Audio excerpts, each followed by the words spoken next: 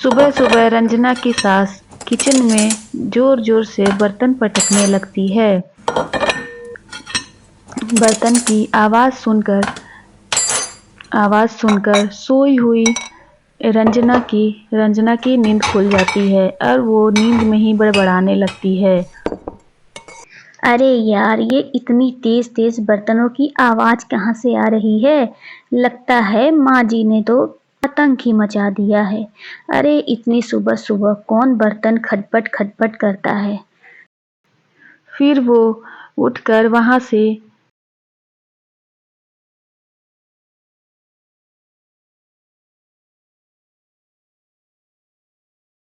Kitchen में अपने लिए चाय बनाने जाती है। वो चाय बना रही होती है, तभी वहां पर उसकी सास आती है और उससे कहती है। अरे माँ जी, आप भी चाय पियेंगी क्या? मैं अपने लिए चाय बना रही हूँ, चलिए आप भी पी लीजिए। अरे नहीं नहीं बहू, मैं दोपहर में चाय नहीं पीती। हमारे यहाँ अब तक सब लोग नाश्ता भी कर लिए होते हैं। कहाँ माँ जी, कहाँ दोपहर हो गई है? अभी तो सिर्फ 10 ही तो बजे हैं। अभी सुबह नहीं हो रही है बहू, अभी 10 बज गए हैं। क्या तुम्हारे माँ बाप ने तुम्हें नहीं सिखाया? हमारे माँ बाप ने तो हमें सिखाया था कि ससुराल में सुबह उठना चाहिए और सुबह उठने के साथ ही नहा धोकर तभी किचन में आना चाहिए। तुम्हारे माँ बाप ने तो तुम्हें ऐसे कोई संस्कार ही नहीं दिए। अरे माँ जी, आप कैसी बात करती हैं? मेरी तो सुबह उठने की आदत ही नहीं है।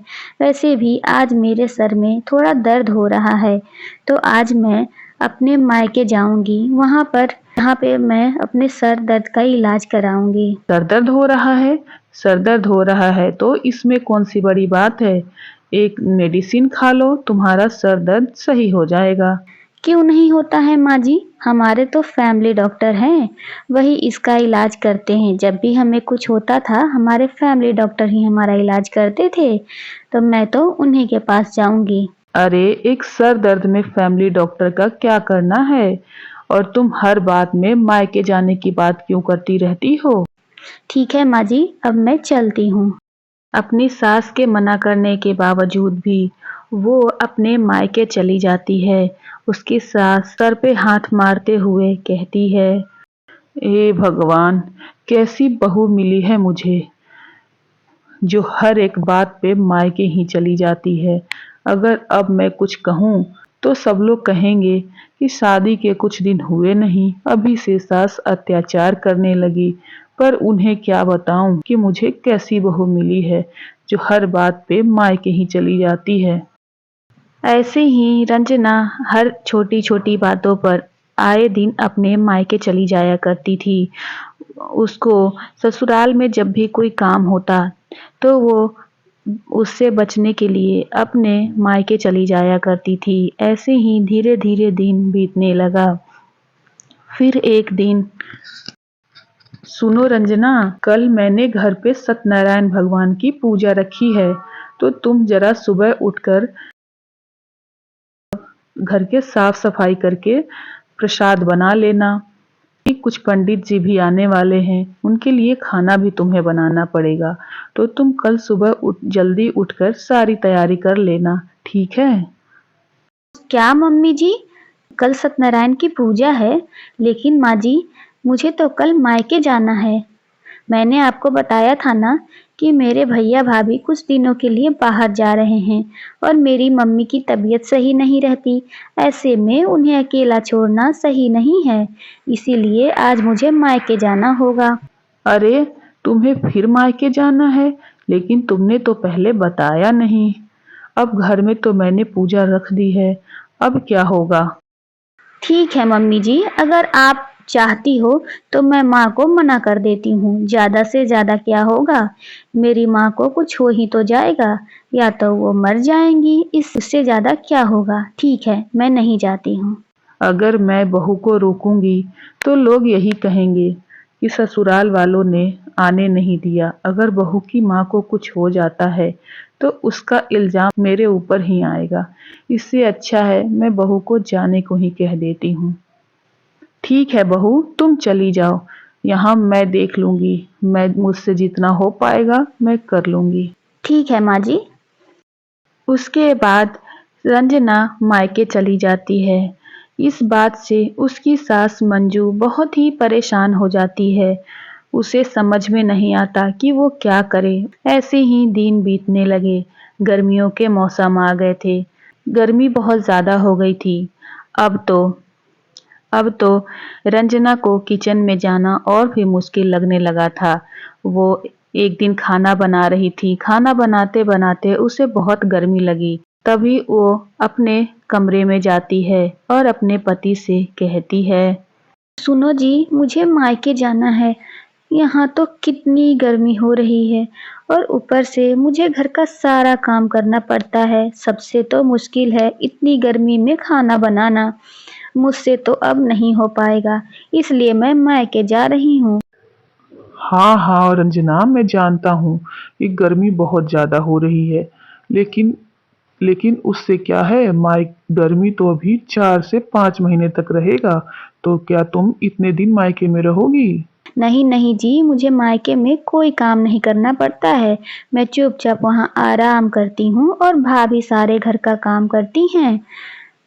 सुनो जी, मैं इतनी गर्मी में यहाँ काम नहीं कर पाऊंगी। मुझे तो मायके ही जाना है। आप मम्मी से बात कर लो। और यहाँ यहाँ कौन करेगा? माँ की भी अब उम्र हो गई है, और अगर तुम मायके गई तो माँ मुझे ही सुनाएंगी। ठीक है, अगर तुम यही चाहती हो तो तुम चली जाओ। वैसे भी किसी के कहने से तो तुम मानोगी नहीं। ठीक है, तुम चली जाओ, मैं माँ से बात कर लूंगा। उन दोनों की बातें बाहर खड़ी मंजू भी सुन लेती है और वो मन ही मन ठान लेती है कि इस बार चाहे कुछ भी हो जाए वो अपनी बहू को मायके नहीं जाने देगी। फिर थोड़ी देर बाद वो अपनी बहू को अपने पास बुलाती है और उसे बिठाकर समझाती है, देखो बहू, मैं जानती हूँ तुम्हारा झुकाव मायके की तरफ ज्यादा है, लेकिन बेटा, मायके में लड़कियों का गुजारा नहीं होता। देखो, अगर तुम इस तरह बार बार मायके जाती रहोगी तो तुम्हारी भाभी तुमसे परेशान हो जाएंगी और वो फिर अभी जैसे तुम्हारी खातिरदारी करती हैं, फिर वो तुम्हें लेकर परेशान हो जाएंगी तो तुम्हारे जाने से भी उन्हें परेशानी होने लगेगी। बेटा, अगर अपनी इज्जत बनानी हो तो मायके में बार बार इतना नहीं जाया जाता है। नहीं नहीं माँ जी, ऐसा बिल्कुल भी नहीं है। मेरी भाभी बहुत अच्छी हैं। वो मेरा बहुत ख्याल रखती हैं और वहाँ मेरी माँ भी तो है। सब मेरा बहुत ख्याल रखते हैं। ऐसा कुछ नहीं है माँ जी। मुझे तो अपने मायके में बहुत प्यार मिलता है। मैं तो अपने मायके ही जाऊंगी। हाँ, मैं मानती हूँ तुम्हारी भाभी बहुत अच्छी हैं, लेकिन तुम बार बार अगर मायके जाओगी तो वो भी तुमसे परेशान हो जाएंगी और वो भी तुम्हारा कद्र करना छोड़ देंगी। उसके इतना कुछ समझाने के बाद भी रंजना के समझ में कुछ नहीं आता। उसे तो बस मायके जाना ही दिख रहा था। वो अपनी सास के समझाने के बाद भी अपने मायके चली जाती है। वो जैसे ही मायके जाती है, उसे देखकर उसकी भाभी को बहुत तेज गुस्सा आता है। नमस्ते भाभी। क्या बात है भाभी? इस बार आप मुझे देखकर खुश नहीं हुई? क्या आप मेरे आने से खुश नहीं है क्या? अरे क्या खुश हूँ अरे आपको देखकर क्या खुश हूँ दीदी। अगर आप एक बार आओगी तब ना। आप जब देखो मुंह उठाकर अपने मायके ही चली आती हो। अरे आपको तो इतनी गर्मी में भी चैन नहीं है कि अपने घर में चुपचाप बैठें। आप तो इतनी गर्मी में ही भागे यहाँ चली आती हो। खुद तो परेशान होती ही हो, दूसरों को भी परेशान करती हो। अरे क्या आपका मन आपके ससुराल में नहीं लगता, जो जब देखो यहीं चली आती हो? अब आ ही गई हो तो चुपचाप बैठ जाओ। जाकर अपने कमरे में आराम करो। अब शाम को दूध आएगा तब चाय मिलेगी आपको। इतना कहकर वो अपने कमरे में चली जाती है और वो बहुत देर बाद भी कमरे से बाहर नहीं आती। बहुत देर हो जाती है। तब रंजना की माँ उसके पास अरे माँ, ये भाभी को क्या हुआ? वो तो मुझे उल्टा सीधा सुनाकर चली गई। उन्हें अब मेरे आने से भी दिक्कत होने लगी है। और वो तो जो कमरे में गई सो वापस भी नहीं आई। माँ कुछ भी कहो, तुमने अपनी बहू को अपने सर चढ़ा रखा है, इसीलिए उनकी इतनी हिम्मत होती है कि वो मुझे इतना कुछ सुनाकर चली गई। अरे क्या ये मेरा घर नहीं है जो वो ये सब सुनाकर चली जाती हैं? माँ समझा दो उन्हें। देख रंजना, मैं मानती हूँ कि ये तेरा भी घर है और तू जब चाहे यहाँ आ सकती है, लेकिन देख, तू अपनी भाभी की बुराई मुझसे मत कर। तेरी भाभी बहुत अच्छी है, वो घर के सारे काम करती है और हम सब का ख्याल रखती है। अरे, अब तुम बार बार मायके आ ही जाओगी तो उससे भी तो परेशानी होती है। तुम तुम्हें ससुराल में काम करने में दिक्कत होती है तो तुम खुद भी सोचो। तुम्हारी भाभी तो यहाँ सबके लिए करती है और तुम्हारे लिए भी करती है। वो तो साल भर में भी मायके नहीं जाती, साल साल 2-2 साल हो जाते हैं तब वो मायके जाती है। तुम हर दूसरे दिन आ जाती हो तो उसका भी तो काम बढ़ जाता है। तो वो अगर उसने तुम्हें कुछ बोल ही दिया तो इसमें इतना बुरा मानने वाली क्या बात है। तुम हमें मत समझाओ, वैसे ही जैसे मेरे लिए तुम हो वैसे ही मेरे लिए वो भी है और वही तो हम लोगों का इतना ख्याल रखती है। तुम देख लो, तुम अपने सास ससुर का तो ख्याल नहीं रखती, हर दूसरे दिन अपने मायके चली आती हो, लेकिन उसका देखो, वो तो हम सबका कितना ख्याल रखती है और तुम फिर भी उसी के बारे में गलत बोल रही हो। उन दोनों की बातें उसकी भाभी भी सुन लेती है और वो वहां आकर बोलती है, दीदी आप इस तरह से मेरे खिलाफ माँ जी के मन में जहर घोल रही हो।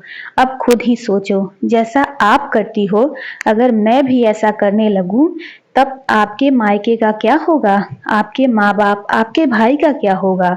आप तो हर दूसरे दिन अपने मायके चली आती हो, मैं फिर भी सबके लिए सब करती हूँ।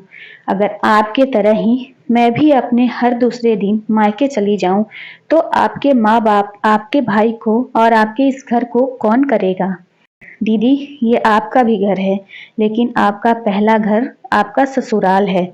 आप मायके आओ लेकिन अपने ससुराल में अपना मन लगाओ, अपनी सास ससुर की देखभाल करो।